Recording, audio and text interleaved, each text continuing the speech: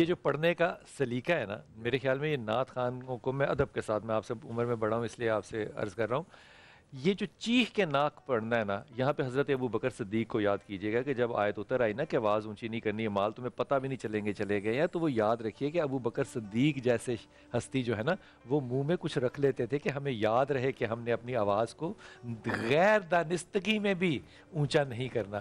یہ بڑے ادب کی بات ہے، اس لیے میں دو چیزوں کو بہت ہی فوقیت دیتا ہوں، نعت نرم مزاج میں ہو اور بے سوری بالکل نہ ہو، کیونکہ ذکر محمد ہے صلی اللہ علیہ وسلم. حضور اقدس کیا یہ پوچھنا جائز ہوگا؟ آپ نے میری گواہی دینی ہے حضور. دیکھیے ہم نے زندگی میں اصول اپنائے، کسی ملک نے اپنائے، اس ملک نے دوسرے اصول اپنانے والے ملک پہ حملہ کر دیا، ہم نے ادھر سے اصول اپنا لیے، ان لوگوں نے جو حرام چیزیں تھیں ان کو حلال قرار دینا شروع کر دیا.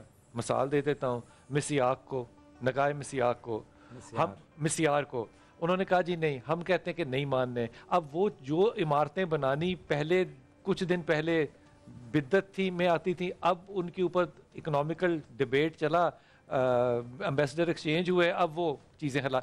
یہ اختلاف آپ کو مسلم ممالک میں بھی نظر آتا ہے، ایک دوسرے کو باہر سے آ کے کوئی نہیں مارا. اس وقت کسی مسلمان ملک کی غیر مسلمان ملک سے نہیں لڑائی ہو رہی، مسلمان ملک کی مسلمان ملک سے لڑائی ہو رہی ہے. نہیں لگتا نہیں بھائی آپ کو کہ ہم ڈینائل میں ہے کہ ہم متفق ہیں؟ ہم متفق نہیں ہیں. دیکھیں میں نے یہ بالکل کلی طور پر یہ نہیں کہا کہ مسلمان جو ہے نا وہ ہر بات پہ ہی متفق ہیں. اگر یہاں آپ اتنی صدیوں کے بعد کیوں بات کر رہے ہیں؟ آپ تو کرنے اولا میں جائیں، دور صحابہ میں جائیں تو اختلاف ہوا. صرف اختلاف نہیں صاحب، جنگیں ہوئی، اور صرف جنگیں نہیں ہوئے، پورے سال تک جنگیں ہوئی، اور ہزاروں لوگوں کا دونوں طرف سے نقصان ہوا. پھر پہلی صدی ہے، دوسری ہے، تیسری ہے، یہ تو چلتا ہے. میں آپ نے جو پہلے پوائنٹ اٹھایا تھا، وہ جو آپ کا کویسچن تھا اس کا وہی جواب تھا کہ یہ چھوٹی چھوٹی چیزوں میں جتنا ہمیں اختلاف نظر آ رہا ہے تو یہ پھر فتویٰ کیوں لگتا ہے جو میری مسلک سے نہیں ملتا، جو میرے امامے سے نہیں ملتا، جو میرے نعرے سے نہیں نکلتا، میں اس کو مسلمان ماننے کو تیار نہیں ہوں. دیکھیں یہ پھر وہی بات ہے، میں نے اس کا جواب پہلے دے دیا ہے کہ آپ نے بندر کے ہاتھ میں ماچس دی ہے. آپ نے کب کسی کس نے دی ماچس؟ بس جس نے بھی دی ہے میں عرض کر رہا ہوں، آپ نے کب ایتھنٹک عالم دین سے، ادارے سے یہ کہا ہے کہ جس نے چھوٹی چھوٹی چیز پر کسی کو کافر قرار دیا؟ 1476 سالوں میں آج تک نہیں سمجھ آ سکی کہ علماء سو ہیں کون، ان کی لسٹ ہی نہیں ہے کسی کے پاس. تو لفظ کہاں سے ایجاد ہوا؟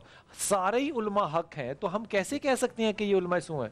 دیکھیں اس میں بلال بھائی مجھے اس میں کوئی بتانے کی یا نام لینے کی ضرورت نہیں ہے. بڑا آسان سا کام ہے. ہر وہ عالم دین کہ جو رسول اللہ صلی اللہ علیہ وسلم کے مشن کی تکمیل میں ہے. حضور کا مشن کوئی ایسا ہے جو سمجھتے میں نہیں ہوں؟ مشن 3 چیزیں ہیں: تلاوت قرآن مجید، تعلیم کتاب و حکمت، تزکیہ نفس. اب ان تینوں کے اگر کوئی مطابق زندگی پہ جا رہا ہے، چل رہا ہے، تو وہ علماء سو میں نہیں ہے. حکمت فرق ہو سکتی ہے. اور اگر کوئی عالم دین جو خود کو عالم دین کہلانے والا ہے، اگر وہ حضور کے ان تینوں جو مین مشن ہیں اس سے ہٹ کر آپ کو کوئی کسی راستے پہ چلتا نظر آ رہا ہے، وہ علماء سو کی لسٹ میں. حکمت جو ہے یہ تبدیل ہو سکتی ہے. دیکھیں حکمت کے 10 معنی ہیں، مختلف ہو سکتی ہے. حکمت کے جو اللہ کے نبی صلی اللہ علیہ وسلم نے فرمایا کہ انا دار الحکمت وعلی بابو، اس کے تحت محدثین کرام نے حکمت کے 10 معنی لکھے ہیں. اب ان 10 معنوں میں ایک معنی کون سا ہے کہ جس کو میں آپ کی سوال کا جواب دیتے ہوئے کہوں کہ یہ 10 ہو سکتے ہیں نا؟ 10 سے مراد ہے کئی ہو سکتے ہیں. جی حکمت اس کا مطلب یہ ہو کہ آپ کا انداز بھی ٹھیک ہو سکتا ہے، ان کا انداز بھی ٹھیک ہو سکتا ہے، حاجی صاحب کا بھی ٹھیک ہو سکتا ہے، لیکن آپ تینوں کی حکمتیں الگ ہو کے، اس لیے آپ کی جو اس موضوع پہ ڈیڈکشن ہے، یعنی کہ نتیجہ عکس جو آپ نے کیا، وہ مختلف ہو سکتا ہے. اس کا مطلب فتویٰ کفر تو نہیں ہو سکتا نا. اس کو شارٹ کٹ جواب دیتا ہوں. جب ایکسپیریمنٹ کرتے ہوئے آپ کو میڈیکلی ایکسپیریمنٹ کی اجازت ہے، وہ جو پہلے آپ نے ایک سوال کیا نا کہ یار اتنے زیادہ اختلاف ہیں، تو ہم بات تعلیم کی نہیں ہے کہ کون کس سے پڑھ سکتا ہے یا نہیں پڑھ سکتا، تدبر کر سکتا ہے یا نہیں کر سکتا. بات دراصل یہ ہے کہ ڈاکٹری کا علم بھی تو سارے پڑھ سکتے ہیں، لیکن آپ کی طب، آپ کی حکومت کہتی ہے جب تک کہ وہ پورا MBBS کر کے سرکاری طور پر اس کو سند نہ ملے، وہ پڑھ سکتا ہے، پریکٹس نہیں کر سکتا. جھگڑا کہاں ہے کہ ہر بندہ پریکٹس میں لگا ہوا ہے. اس نے 3 کتابیں اٹھائیں، 4 حدیثیں پڑھیں، 5ویں دن وہ مفتی بن گیا، 5ویں دن وہ فتوے پہ آ گیا. اس پہ ہم کہتے ہیں او بھائی خدا کا واسطہ تم اس کام میں نہ پڑھو. یہ جو آپ کہہ رہے ہیں نا، اس کا جو ایک میرے خیال میں ایک جملہ بنتا ہے نا، وہ کیا ہے کہ جو کویکری ہے نا، کویکری کہتے ہیں کہ نیم حکیم خطرہ جان. کویکری جو ہے نا، نیم حکیم پن ہر طبقے میں، ہر علم میں، ہر ڈپارٹمنٹ میں نہیں ہونا چاہیے. تو پھر وہی تو ہم کہتے ہیں، وہ جو اگر کسی اسکالر نے، مجھے نہیں پتہ آپ کی ڈیبیٹ کیا ہوئی، اگر اس نے یہ کہا ہے نا کہ وہ بھائی یہ آپ کا کام نہیں ہے صرف پڑھ کے آپ کہیں جی میں نے بھی چند کتابیں پڑھ لی ہیں لہذا میں نے حدیث پڑھی ہے میں اس کو آگے بڑھاؤں گا، ایسے نہیں. پڑھنا ہر ایک کا کام ہے، حضور کا دین سیکھنا ہر ایک، وہ تو ہر آدمی قبر تک سیکھتا ہے. ٹھیک ہوگی بات. میں سارے بھائی کو بھی شامل کروں. سارے بھائی آپ جی بسم اللہ. کر دوں. لیکن قرآن میں اس کا سلوشن دیا گیا ہے جی کہ ایک آدمی سوچ وچار کر رہا ہے اور اس کو صحیح جواب نہیں مل رہا، وہ راستے میں ہے، تو اس کو راستے میں ہے، تو اس کو کہا گیا کہ تو کسی غلط راستے میں بھٹکنے بجائے راسخون فی العلم، جنہوں نے پڑھا لکھا ہے، پڑھے لکھے لوگ ہیں، ان سے مسئلہ کیا ہوتا ہے کہ ہمارے سے سوال پوچھا جاتا ہے. مثلا بہت سے لوگ پوچھتے ہیں، میں تو کہتا ہوں کسی مفتی صاحب سے جا کر بات کریں. سر وہ جب میں کہتا ہوں نا کسی کو جو مفتی صاحب سے جا کے پوچھے، تو میرے طالب علم مجھے کہتے ہیں کہ یار ابھی تک تو وہ طلاق اور نکاح کے مسائل سے باہر نہیں نکلے، سارے وہاں اکٹھے نہیں ہیں، تو میں یہ علمی مسئلہ لے کر کہاں جاؤں ان کے پاس؟ یہ طنز ہے نا. نہیں، لیکن اگر طلاق اور نکاح والا آتا ہے تو ٹھیک ہے، وہ جا کر اس سے بات کرے.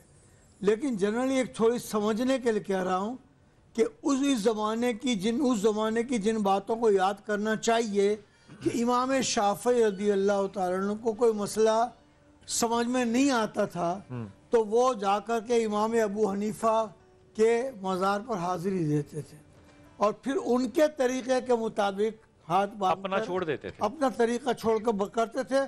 اور وہ فرماتے ہیں کہ جب بھی میں نے ایسے کیا اب یہ بڑے لوگ تو مجھے مسئلے کا حل مل گیا. ان بڑے لوگوں کی تعلیمات بھی چونکہ پڑھائی نہیں گئی لوگوں کو، تو لوگوں کے بتائی بھی نہیں گئی، سنائی بھی نہیں گئی، بتائی بھی نہیں، پڑھائی گئی نہیں، سنائی نہیں گئی، اس پر عمل کرنے کا درس نہیں گیا. دیکھیے یہاں پہ ایک بہت بڑا مسئلہ نکلتا ہے کہ وہاں پہ میں اپنی مسلک کو چھوڑ کے اپنے استاد کی مسلک کے مطابق جا رہا ہوں اور مجھے اللہ القاء کر دیتا ہے. اس کا مطلب اللہ جو ہے وہ میرے ادب کا بھی ادب کر رہا ہے نا. ادب کے بغیر یہ معاملہ نہیں چل سکتا آگے. حضور اقدس یہ جو اختلاف ہے ذہنی طور پہ آپ کو بحیثیت سٹیزن آف پاکستان یہ معاشرے میں مذہبی طبقے میں نظر آتا ہے، یا آپ سمجھتے ہیں کہ اتحاد ہے اور یہ جو مسائل ہیں یہ سیکنڈری ہیں، جو کیا لفظ استعمال کیا تھا، فروہی ہیں، یہ پرائمری نہیں ہے؟ بلال بھائی بات یہ ہے کہ ہے تو صحیح اختلاف، اور تکلیف اسی بات پہ ہوتی ہے ہم ایسا آدمی کس کے پاس جائے، کوئی پرابلم ہو گئی ہے کس سے جا کے فتویٰ لے، جو آسانی پیدا کرے. میں وہی نہیں، آسانی کے علاوہ بھی اگر ہم ایمانداری سے بھی جا رہے ہیں تو ایک آدمی کئی مفتیوں کے پاس جا کے الگ الگ فتوے لے کر کے آتا ہے، تو یہ ظلم ہے. عالم یہ ہے کہ ہم مسجد میں کس کے مہمان ہیں، اللہ کے یا مولوی صاحب کے؟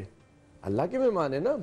اللہ کے مہمان کو آپ صرف ہاتھ اوپر باندھنے، نیچے باندھنے یا ہاتھ چھوڑنے میں اس کا ہاتھ پکڑ کے باہر کیسے نکال لیں آپ اس مسجد سے اس کو؟ اور اگر آپ اس کو مسجد سے باہر نکال لیں، نہیں یہ ہوا ہے، کوئی چیز میرے سامنے ہوئی ہے.